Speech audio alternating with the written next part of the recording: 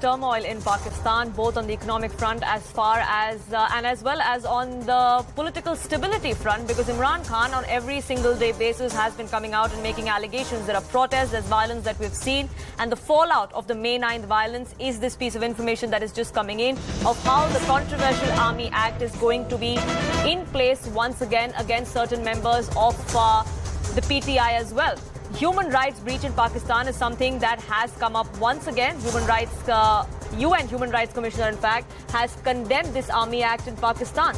The UNHRC chief has gone on to say that Pakistan's plan to revive the use of military courts to try civilians is disturbing. Pakistani courts are helpless. There's no human rights that is applying to anybody in Pakistan.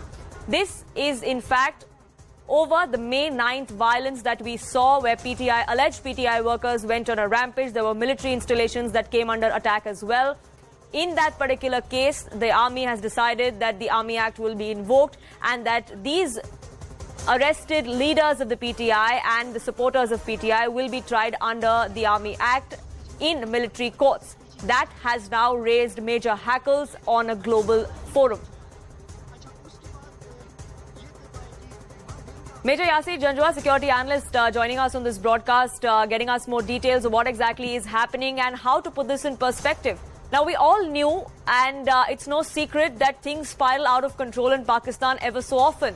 But what we've seen in the last few days, the kind of violence that we saw on military establishments on the 9th of May, the action that has followed, and the alleged pressure that's being put on PTI leaders because of which they are quitting, says Imran Khan. Right. Thank you. Thank you very much for inviting me on this topic.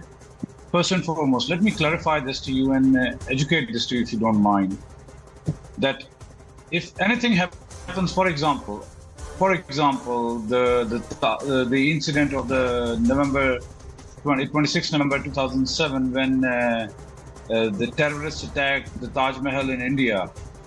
So the Indian laws were applicable, right? Sure. Pakistani laws did not. In case of attack on GHQ or any military installation, this is the standard practice. I mean, if you pick up the Indian Army Act also, you will come across the same things. I have not read it, but I am sure, because both India and Pakistan inherited their laws from the British Army. So within the premises, within the bounds of the military establishments, it's the military law that prevails. And you keep in mind that an attack or vandalism was carried out inside military installations or military boundaries. So they have to deal with it according to the Army Act. There is no politics about it. Sure. So if Human Rights Commission of Pakistan is saying that this is illegal, well, this is exactly as per the law. Sure, you're well within your rights to do as per your laws. But before you educate me, sir, like you said, that you don't know about our laws, so let's not get into that. And it's also not India that's raising questions of why these people are going to be tried in the military court. It's the United Nations, the very United Nations that you knock on the doors of, claiming alleged ill treatment of people in Kashmir. But that same organization, when it talks about the kind of treatment you mete out to your citizens, then that's something that you would not want to pay heed to, is it? No. There are two different things. For example, if you're saying that the Human Rights Commission is agitating, so, well, you should know that 5,500 people have been picked up after the 9th May incident. So that's a large number. And out of those 5,500, only 33 people are being tried under the Army Act. So it's not everybody who's going to be tried under the Army Act. So there is a confusion or misconception or media hype that is being created. The Army Act is only being applicable to those people who are actually involved.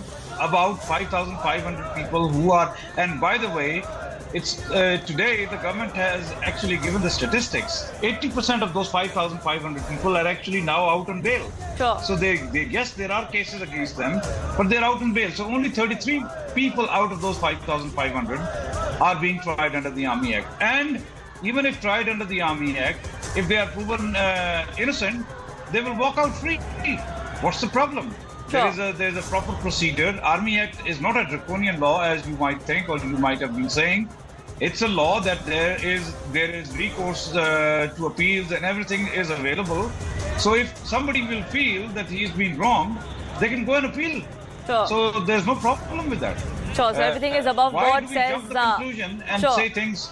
Sure, nobody's jumping to conclusions, sir. Like I said, it's not me or even India saying that. It's the United Nations that came up with this comment that I just brought to you. So that's my answer but anyway, to United Nations. But sure, but that's anyway. My answer to Major United Janjua, Nations. thank you so much United for joining Nations, us.